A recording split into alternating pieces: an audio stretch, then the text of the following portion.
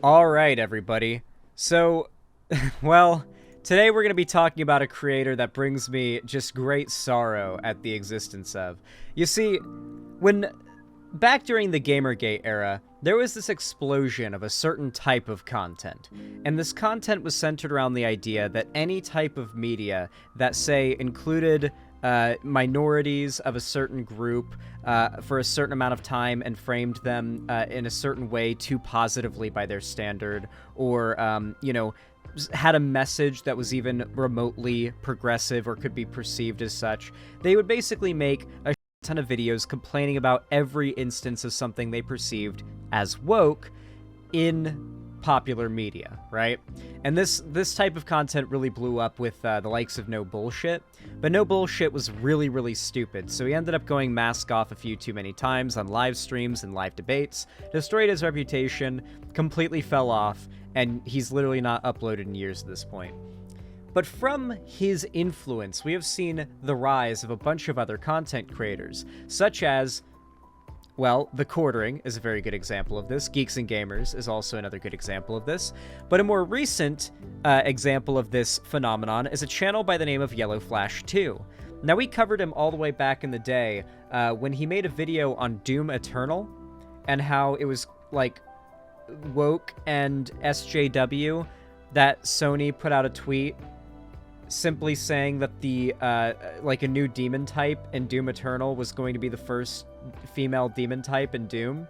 Like, it wasn't even framing it into like a progressive, like, oh, first, like, it was literally making fun of like the woke, oh, first female whatever thing. Like, it was a joke about that. It was like, first female demon in Doom. Like, it was literally making that. It was making a satirical meme about that joke. It was literally an anti-woke joke, if anything.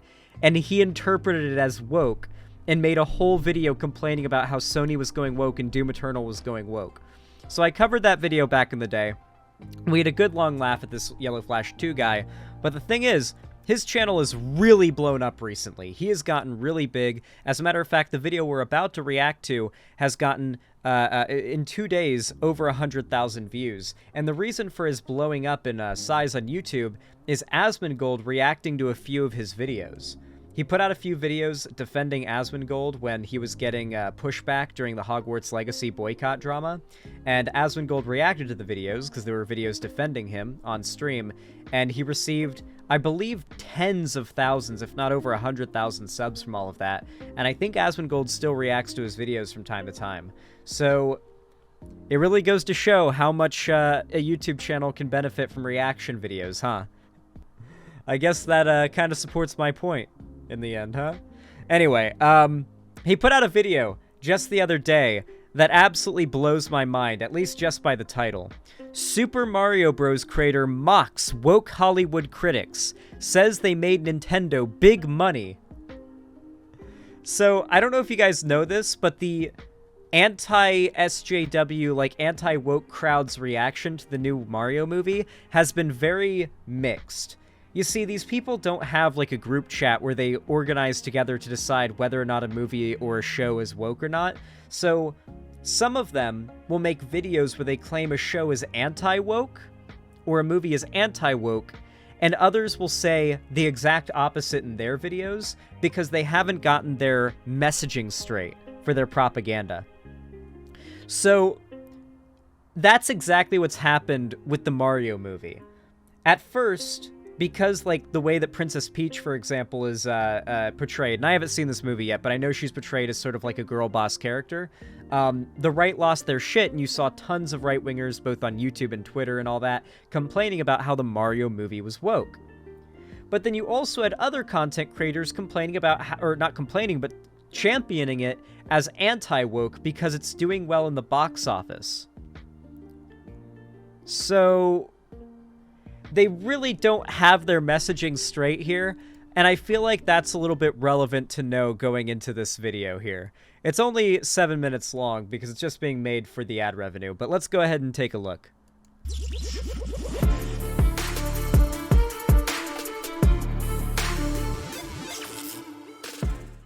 I Damn. think it's fair to say that the Super Mario Brothers movie has made quite a bit of money. I can't believe he actually sounds like this. I believe it will launch in South Korea and Japan today, actually. Considering their time zone, I think it should launch today. So, like, another little bit of information for those of you guys who maybe haven't had an era of right-wing content consumption. This type of video is very boring. To do this type of content, it is very easy. It is very easy to just kind of make constant flow of content just meant to shovel the opinion of conservatives right back into their mouths, and they'll eat it happily. And it'll make you a lot of money and get you a lot of views. It's a very easy grift, and you can literally sound like the South Park WoW guy, and people will still watch you by the hundreds of thousands. What South Park WoW neckbeard? Like, you can literally unironically sound like this guy in your videos and have like a second long pause between every 3 words. And as long as you're like putting out enough content and repeating the right narrative, people will still watch in droves. That is how brain dead conservatives are. That is how desperate to hear their own opinions recited back to them they are. It's embarrassing as hell. So there's a whole new market for this movie, and it's going to make a lot of money in that market, especially in Japan. Is he going to try to say that the anti woke crowd is consuming Super Mario Bros. In droves, and that is why it is doing so well in the box office? For those that don't know, the right has a tendency to do this, though they fucked up their messaging on this one because they didn't really like before they had the box office numbers for the movie, they assumed it was going to fail and said that it was woke. But then after the movie was revealed to do well, they're trying to claim it, right? They did the same thing with The Last of Us, but got blown the fuck out when it came to the Bill and Frank episode, where they tried to claim The Last of Us show on HBO was going to end up being garbage before it came out. And then it came out, and they completely missed on that one. They completely missed, and they really made themselves look bad. The ones who claimed that the Last of Us HBO show was going to fail and be a woke disaster. Whew! That did not age well. I would say this movie will probably hit 1.5 billion, which is insane if you think about it. It's crazy to Whoa. think that this movie would make that amount of money. I thought This is top tier conservative commentary. Whoa. It's crazy. It's really crazy to think that this movie might make this amount of money. Top tier conservative commentary. 400,000 subs. it would make a billion, and I was right. But the success that it's having is pretty insane. You're looking at the new Mickey Mouse, to be honest. He's always been kind of close to him. Not as far as them hanging out or in media or whatever, but I mean in terms of pop. What? Is he high? I'm high right now, and I feel like I'm capable of stringing together a sentence better than he can. Certainly better at putting together a thought than he is, but like I'm stoned as fuck. Maybe I'm on the smart weed and he's on the dumb weed, but he sounds like he's out of it. Maybe like opiates. I think he's on something a little tougher than weed.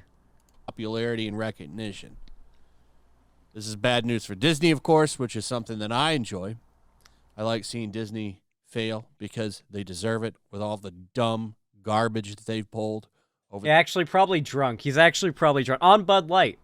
He's been drinking Bud Light. He specifically ordered cases of the Dylan Mulvaney Bud Light cans, and he's gotten drunk as fuck off of it. Listen, you guys know all these people are chasers behind the scenes. He's probably been doing Dylan Mulvaney Bud Light can nut tributes for the past couple of years. So seeing Illumination rise up is hilarious to me because this used to be Nintendo's market, but a little bit of damage on the movie. Well, at least they tried to do some damage. Were critics, and it turns out this might end up becoming fresh anyway. It's at 59% right now. So it's kind of creeping up towards fresh, which is funny. So now critics are turning their... Oh, okay. I see what he's trying to do here. So for those of you guys that don't know, because you have lost your virginity, the right or I shouldn't even say the right, because most of the right doesn't even care about this type of culture war nonsense, but this side of the right online basically believes that all movie critics, or at least most professional movie critics, are corrupt and woke, and that any movie that they deem to be bad is usually because its political values are antithetical to the woke like mind virus, and that if there is a mix between the audience score and the critic score, then that is representative of the woke critics being blown the fuck out by the true patriot, right wing, anti woke audience that just wants to grill. Now, in reality, Rotten Tomatoes has been notoriously vulnerable to mass like review bombing. I don't know if you guys remember Rings of Power when that came out, but within 5 minutes of reviews becoming available on Rotten Tomatoes for Rings of Power, the audience score dropped down to like 12%, I think, at one point, before anybody could have even feasibly watched the first like opening scene of the show. Which is why I was so keen to disbelieve anybody who says that they genuinely dislike the show, because so many people were falsely jumping onto the hate for it just to like jump onto this narrative, right?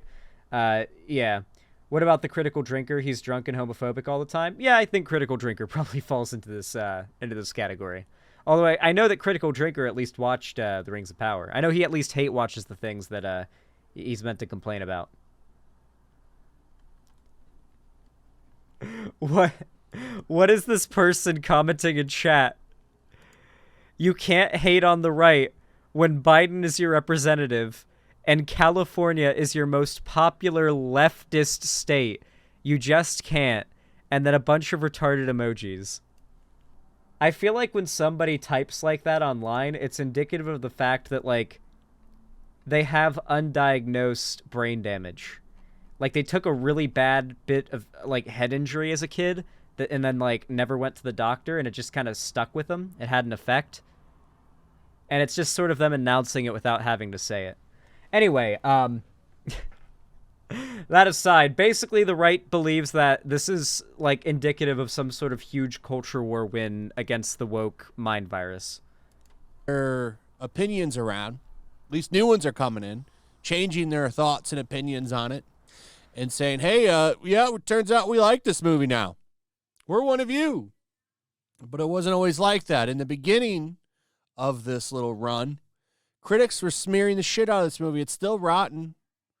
Look at how many reviews had to come in to bounce this back up. But we finally have got some people that understand this movie and what it brings to the table, giving it decent reviews.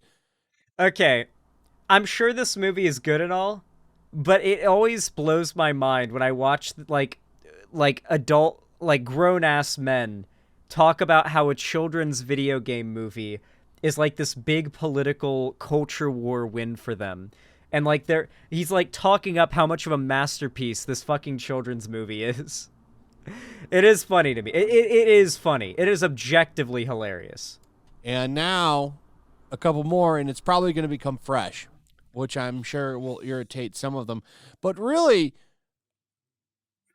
I would argue, as I've done before, that these shitty critic reviews end up helping a movie. And a brilliant man, Mr. Miyamoto, the guy who created Mario and pretty much made Nintendo what it is, they wouldn't be shit without him. That's a fact. This is basically Japan's Walt Disney. And he's dunking on critics, saying, hey, thanks, critics. You helped. He said Miyamoto wrong? Miyamoto? Did he act? Wait, he did. Wait, no, he actually did. On critics, saying, hey, thanks, critics. You. And this is basically Japan's Walt Disney, which made Nintendo what it is. And Mr. Miyamoto. He actually did. And Mr. Miyamoto. Bro. Like, when I tell you these content creators are like beyond lazy, like people say that my live stream clip content is lazy and like low effort to make, But if you look at the average like conservative content creator, this is what you see. And it has like this has over 100,000 views in 2 days, and the channel has over 400,000 subscribers. This is how easy it is to not only make it as a conservative demagogue, but to make it big as a conservative demagogue. This is all it takes. The guy who created Mario and pretty much made Nintendo what it is, they wouldn't be shit without him. That's a fact. This is basically Japan's Walt Disney. And he's dunking on critics, saying, hey, thanks, critics. You helped this movie grow. You gave it notoriety. Thank you. I recognize that you're a bunch of morons. And he didn't say it like that. Japanese are very polite even when they insult you.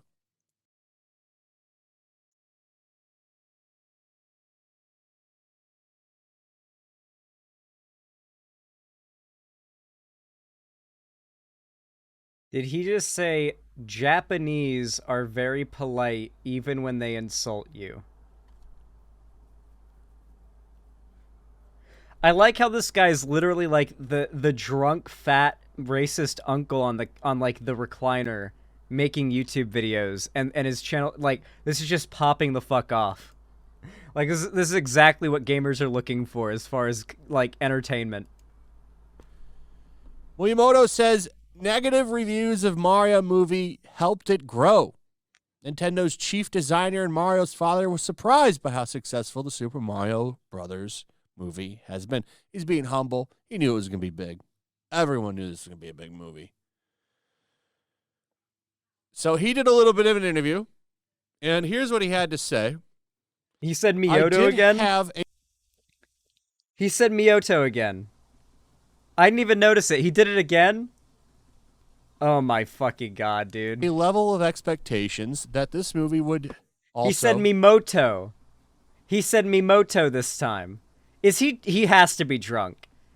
Dude, he's drunk. He's actually fucking drunk. How does Asmongold like this guy? Because he made a video dick riding Asmongold and defending him.